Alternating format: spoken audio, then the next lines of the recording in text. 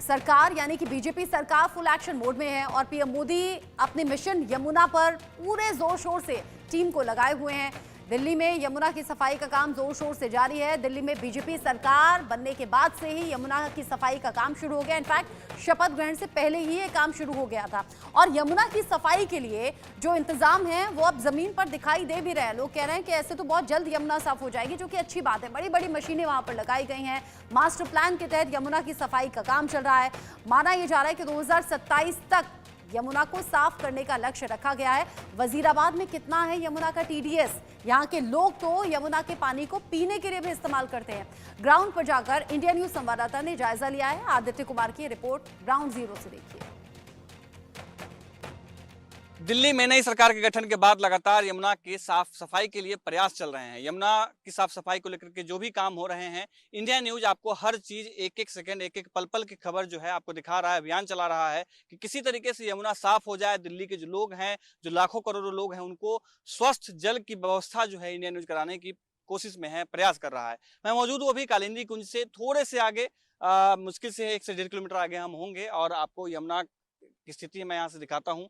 आप सामने आपको कालिंदी पुल दिखाई दे रहा होगा और ये पूरी सफेद चादर जो आपको रेत जैसा, बालू के जैसा दिखाई दे रहा होगा, ये बालू नहीं है। ये आपको आश्चर्य लगेगा, ये सब प्लास्टिक है जो हम मानवों ने यमुना को दिया है। मैं आपको उठा करके दिखाऊंगा किस तरीके से चीजें हैं। ये देखिए, ये बॉटल है जो वेस्ट के बाद यहाँ पे पड़ा हुआ है। ये कपड़े लत्ते जो लोग हैं उनके फेंके हुए कपड़े हैं। ये इधर देखेंगे प्लास्टिक आपको दिखाई देगा कि कितने हैं। ये बैग, बच्चे का बैग जो स्कूल का बैग होता है वो है। ये देखिए, ये टूथपेस्ट पेस्ट जो था उसका है। ये जितने आपको दिखाई दे रहे हैं ये सब पॉलीथीन, आपको इतने असंख्य संख्या में पॉलीथीन जो है घरों में लोगों ने जो इस्तेमाल किया उसको फेंका है, वो बहते हुए पानी की धारा के साथ में यहाँ आ चुके हैं। क्योंकि अधिकतर आप देखेंगे कि तस्वीरों में आपको हमेशा दिखाई देता होगा, जो पुल है उस पुल के पास में लोग ऊपर से कुछ न कुछ कचरा डाल देते हैं, वो बहता हुआ यहाँ तक आता है। सिर्फ इतना ही नहीं है, कई ऐसी चीजें। देखिए, ये माला है, किसी ने इस्तेमाल किया माला और जब उसके इस्तेमाल का काम का खत्म हो गया तो उन्होंने यहाँ डाल दिया।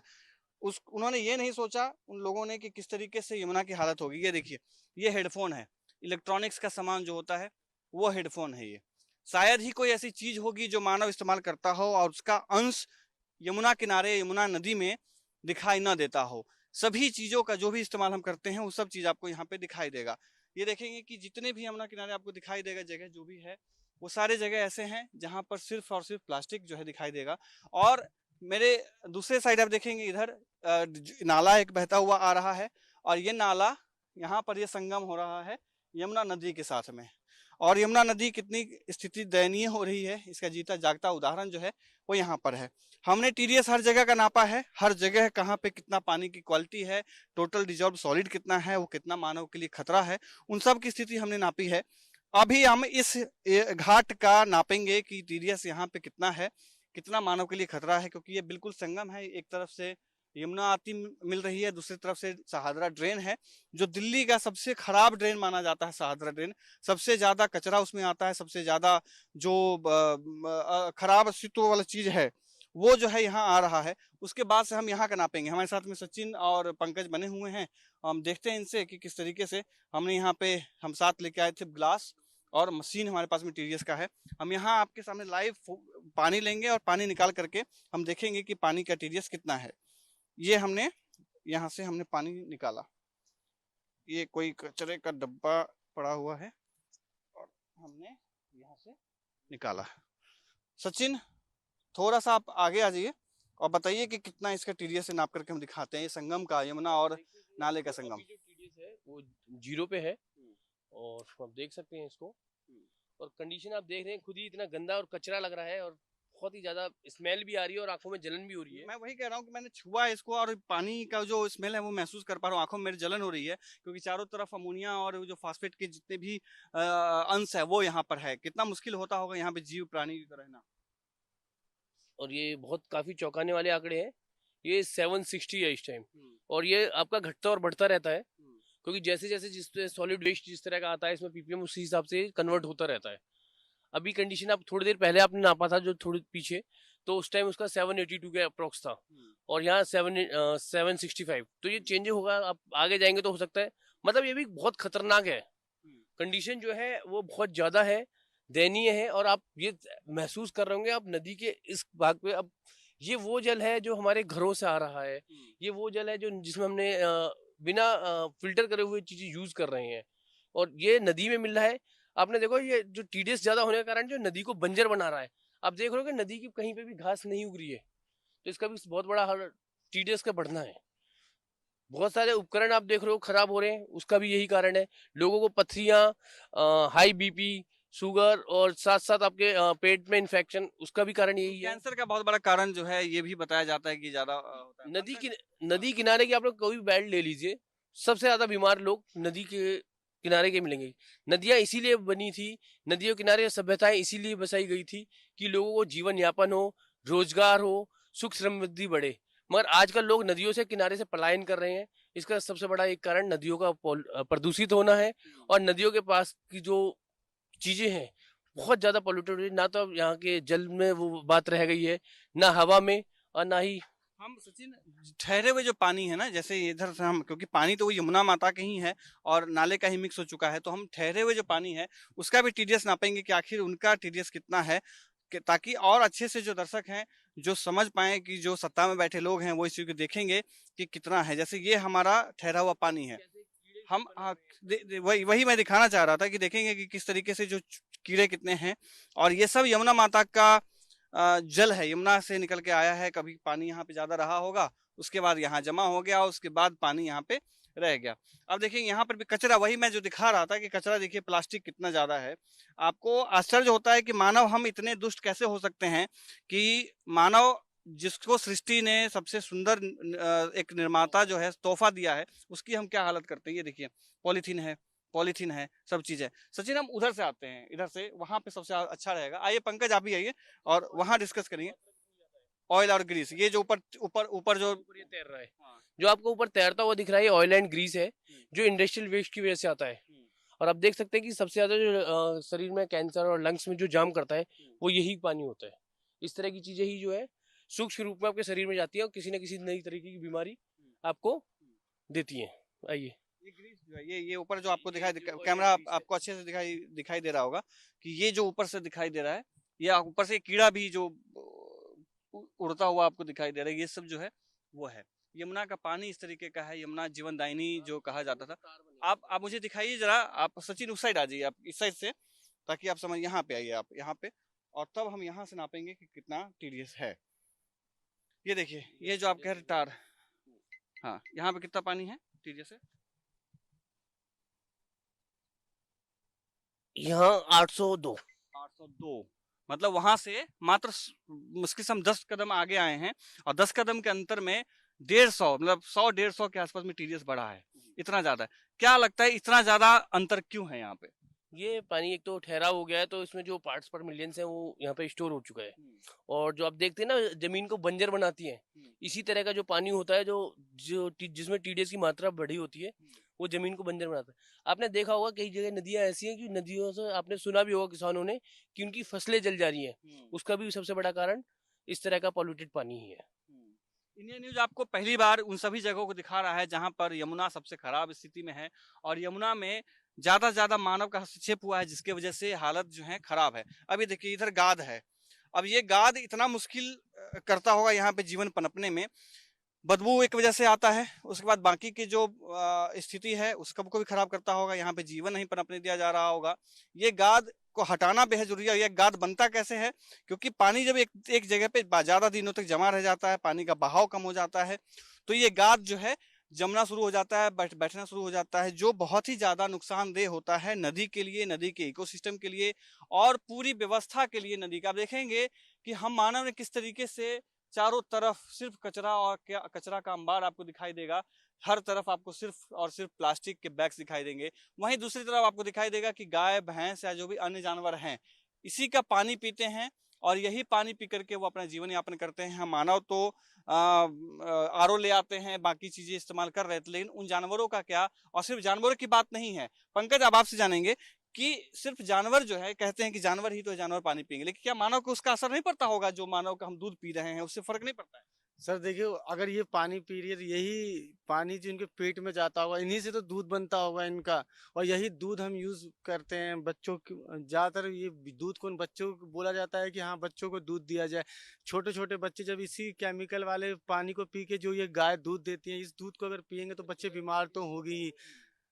दिल्ली में लोगों की आयु क्यों कम हो रही है? इन्हीं सब चीज़ों की वजह से कम हो रही है कि जो इतना गंदा पानी इसे यूज़ किया जा रहा है। आगे जाके इसी पानी से जो किसान है वो खेती करेंगे, वो जो हम फल फ्रूट जो भी उस खेत में उगाया जाएगा जो हम लेंगे, उस वो सब कारण क्या बनेगा? वो सब बीमारियों का ही तो एक कारण है।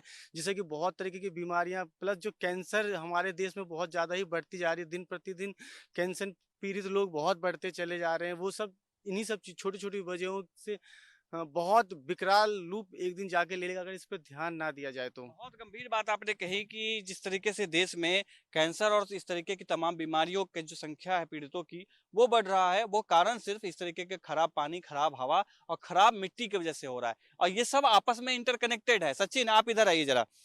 ये सब आपस में इंटरकनेक्टेड है। सिर्फ अगर हवा खराब है इसका मतलब ये नहीं कि पानी और वो आपने देखा होगा ना, एक जीवन का साइकिल होता है, जीवन चक्र। जैसे बाघ बकरी को खाता है, बकरी घास को खाती है, घास फिर वो दूध देती है, दूध इस तरह, मतलब ये पूरा वो साइकिल चलता है कि जो किस तरह से जीवन यापन होता है।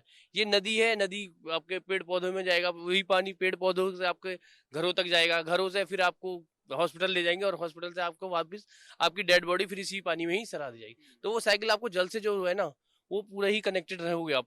अब देख लो कि आसपास की जो खेती है, अब किसानों को आपने सुना भी होगा कि आजकल हमारी नुकसान हो गया फसलों का। हमने पैसा तो लगाया इसमें 5 लाख रुपए या 10 लाख रुपए, और रिटर्न इसमें हमें 1 लाख या 2 लाख, या हो सकता है कई बार तो वो शून्य की संख्या चली जाती है। उसका सबसे बड़ा कारण यही है कि फसलें नष्ट हो जा रही हैं। इतना ज्यादा टीडीएस है, इतना ज्यादा टॉक्सिक पानी है कि इसमें तो जीवन असंभव है। फिर भी कुछ प्रयास तो किए जा रहे हैं। अभी जिस तरीके से नई सरकार आई है, पुरानी सरकारों के क्या रहे? क्योंकि आप तो पुरानी सरकारों के साथ में भी डिस्कशन में रहे हैं। क्या अधिकारियों को या नेताओं को आपने डिस्कशन कुछ किया था, कुछ सजेशंस दिए थे? देखो, हमने कई बार हमारे पुरानी सरकारों में दिल्ली जल बोर्ड को या उनके जो पूर्व मंत्री हैं उनको भी हमने कई बार सजेशन दिए हैं। और सबसे पहले जो यमुना की स्थिति है, कई कारण हैं जो यमुना गंदी कर रहे हैं, तो हमें पहले जांचना होगा हमारी जड़ कहाँ है। हम काम तो करना चाहते हैं और सरकारें ऐसा नहीं कि काम नहीं करना चाहती, उनको यही नहीं पता कि हकीकत कहाँ से शुरुआत हो रही है और उसका सॉल्यूशन क्या है। सोल्यूशन सबसे पहले तो उनको पारदर्शिता, मतलब ट्रांसपेरेंसी से काम करना होगा, ईमानदारी के साथ। सरकारों को सबसे पहले ये समझना होगा कि जो यमुना दिल्ली में एंटर होते टाइम इतनी अच्छी और जिसको जीवन दायिनी कहा जाता है, वो जीवन दायिनी होती है, उत्तर प्रदेश में एंटर करते करते वो मृत क्यों हो जाती है। तो सिंपल सा आपको ये फेज समझना पड़ेगा, जो 22 किलोमीटर का जो दायरा है, इस 22 किलोमीटर के दायरे में नदी के साथ ऐसा क्या होता है जो ये मृत हो जाती है। मैं एक दर्शकों के क्लियरली एक चीज बता देता हूँ कि चुनाव के समय में हरियाणा सरकार पे बहुत बड़ा आरोप अरविंद केजरीवाल ने लगाया था कि हरियाणा सरकार पानी में जहर मिला रहा है। इसके बाद बहुत बवाल मचा, एफआईआर तक दर्ज हुए अरविंद केजरीवाल पे, बहुत सारी चीजें हुई। लेकिन एक चीज जो जानना बेहद जरूरी है, जब हरियाणा से पल्ला पहला ऐसा क्षेत्र पड़ता है जहां पर यमुना दिल्ली में पड़ता है, वहां तक में हम आपको डाटा दिखाएंगे वहां पे कितना टीडीएस है या कितना उसमें जो फीकल कोलिफॉर्म बैक्टीरिया है। मैं आपको दिल्ली पॉल्यूशन जो कंट्रोल कमेटी की जो रिपोर्ट है उसके हिसाब से जो इनका जो बीओडी लेवल जो होता है, जो होना चाहिए पानी में, नदी में, हाँ पल्ला में, वो होना चाहिए 3 mg पर लीटर। नदी को जैसे कि सिंचाई योग्य जो पानी होता है नदी से जो लेने के लायक, वो कम से कम 6 mg पर लीटर या उससे ऊपर होना चाहिए डिजोल्व ऑक्सीजन। तो वहां पे आप देख सकते हैं आंकड़े, मैं एक बार आपके कैमरे के माध्यम से दिखाना चाहूंगा। दिखाएंगे आपको डिटेल अच्छे से। तो ये उस हिसाब से है पूरा, और ये आपको अभी करंट की रिपोर्ट है जो जनवरी 30 जनवरी को जो हमारे पास आई हुई है। और ये आपके दर्शक चाहे तो दिल्ली पॉल्यूशन कंट्रोल बोर्ड की कमेटी की साइड से खुद भी जाके इन चीजों पे काम करें। और सबसे पहले आपके दर्शकों को मैं एक और बधाई देना चाहूंगा कि आप अपनी जागरूकता बढ़ाएं और एक जागरूक नागरिक होने की जिम्मेवारी बढ़ाएं, क्योंकि आप जो हजारों करोड़ रुपए टैक्स के रूप में देते हैं, तो आपका अंश है सरकार से सवाल करने का और अपने लिए सॉल्यूशन लेने का। क्योंकि सरकारों को हमारे लिए जो मौलिक अधिकार तो जो चीजें हैं, अगर जो सरकारों से हमें डिमांड करनी क्या है, फ्री में हमें फ्री दे, स्वच्छ जल दे, स्वच्छ हवा दे, और ऐसा हरा भरा पर्यावरण वातावरण दे जिसमें हम अपने आने वाली पीढ़ियों के लिए कुछ कर सकें। तो पल्ला के बारे में हम दिखा रहे थे, पल्ला में कितना होना चाहिए? देखो, जो बेसिक स्टैंडर्ड बीओडी लेवल जो होना चाहिए जो नदी में 3 mg पर लीटर होना चाहिए। जो पल्ला में आप देखिए, पल्ला में 3 mg है, बहुत बढ़िया। और डिजोल्व ऑक्सीजन होना चाहिए 5 mg पर लीटर, जो कि 6 है, क्योंकि बहुत अच्छा मानक है। मतलब ये पानी कृषि योग्य है, इसको हम कृषि में, बागवानी में और भी जगह यूज कर सकते हैं।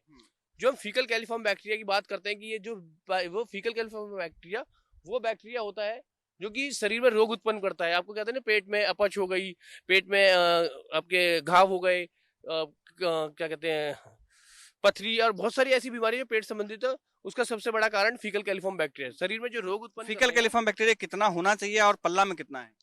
देखो, जो मानक के अनुसार जो फीकल कैलिफॉर्म बैक्टीरिया है वो नदियों में जो है वो 500 से 2500 होना चाहिए। 500 डिजिजेबल है, ये ठीक है, 500 है तो ठीक ठाक है, और मैक्सिमम 2500। बट आप देख रहे हैं कि यहाँ पे पल्ला में बहुत अच्छी कंडीशन में है, वो 950 है, जो कि ठीक है, मतलब उतना अच्छा भी नहीं कह सकते बट बेहतर है, क्योंकि मगर जहाँ हम खड़े हुए हैं, हाँ, आप ये जानना बेहद जरूरी है। जहां हम खड़े हैं ये कालिंदी कुंज का इलाका है, वो देखेंगे पुल आपको दिखाई दे रहा है, वो कालिंदी कुंज का इलाका है।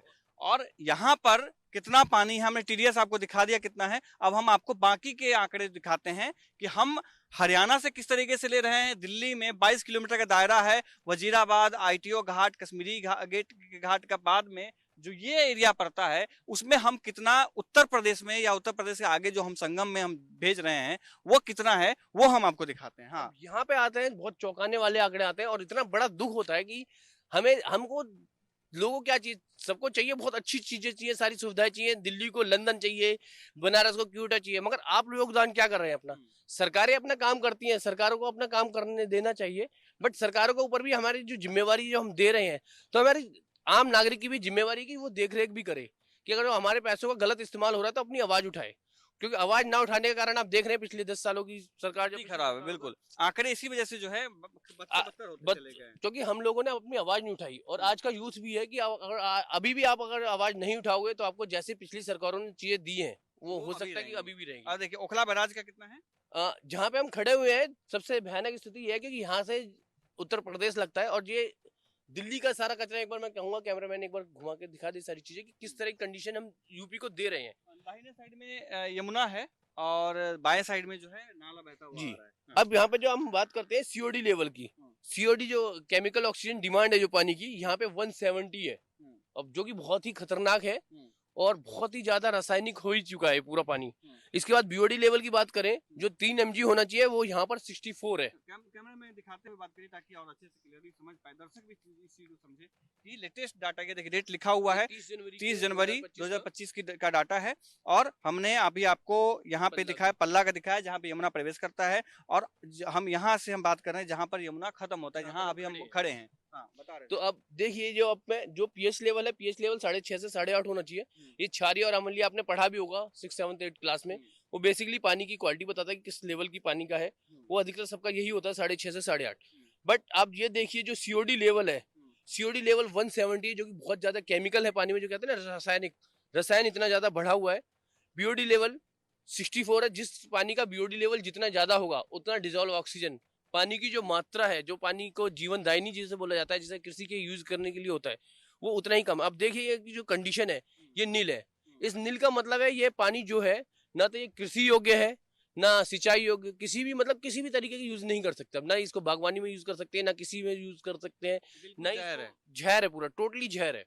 इस आप देख सकते हैं ना क्या हालत क्या है। कोई भी सभ्यता यहाँ पे उपज ही नहीं सकती, कोई फल फ्रूट कोई भी ऐसा। आपने देखा होगा, अब आपको पलायन के किस्से सुनने में आ गए होंगे। नदी किनारे के जो लोग अब धीरे धीरे पलायन कर रहे हैं। पहले लोग क्या होते थे, नदी घाटी सभ्यता इसलिए बनी थी, सिंधु घाटी सभ्यता, हड़प्पा और सारी ये नदी किनारे ही बनी थी, इसलिए क्योंकि नदी जीवनदायिनी होती थी, नदियों से व्यापार होता था, नदियों से ही सुख समृद्धि आती थी।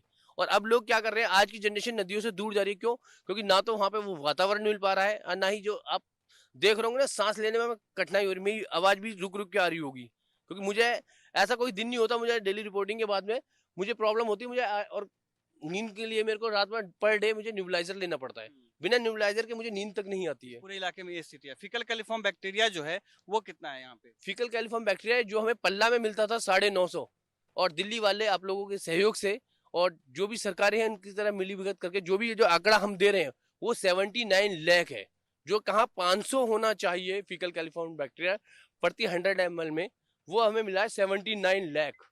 अब आप समझ सकते हैं कि जो 500 की स्थिति और कहाँ 79 लाख तो कितना बहुत ही ज्यादा खराब desirable स्थिति होगा। है। आप देखेंगे मेरे बाएं साइड में वो जो आपको भैंस आती दिखाई दे रही है, वो वही पानी पीते हैं और वो इसी पानी के टच में आते हैं। जहां पर हमने दिखाया कि आंकड़ा बता रहा है कि किसी तरीके से जीवन संभव ही नहीं है इस जल में, इस पानी में किसी तरीके से जीवन जो है वो संभव नहीं। जो जीवनदायिनी जो है वो अब मृत पर्याय बन चुकी है, मरने की कगार पे है और बस सिर्फ काला जो नाला है वो बहता हुआ दिखाई दे रहा है। वो भैंस आपकी इसमें दिखाई दे रहा है, चारों तरफ देखेंगे आप, और ये आप पानी पीते होंगे, ये भैंस और ये दूध आपके घर में जाता है। अब क्या हालात आपके होते होंगे, क्या बीमारियां आपको आती होंगी, क्या स्थिति रहती होगी, ये एक देखने वाली स्थिति है कि किस तरीके से आपको ये पूरे इलाके में जहां पर भैंस सिर्फ दिखाई दे रही है, गाय दिखाई दे रही है, ये आपको दिखाई दे रहा होगा। और किस तरीके से स्थिति है, किस तरीके से पॉलीथीन यहाँ रखा है, कचरा किस तरीके का, ये सब हमने आपको दिखाया। अब सोचने वाली बात है कि जो सत्ता में आए हैं लोग, वो जो प्रयास कर रहे हैं वो सराहनीय है। आने वाले दिन में ये पता चल पाएगा कि ये जो प्रयास है कितना सफल रहा है, किस तरीके से यमुना साफ रहा है, यमुना आगे हो पाता है कि नहीं हो पाता है, और स्वस्थ जल जो है इस पानी में, इस धारा में बह पाता है कि नहीं पाता है। कैमरामैन सुधीर के साथ में मैं आदित्य कुमार, इंडिया न्यूज, दिल्ली।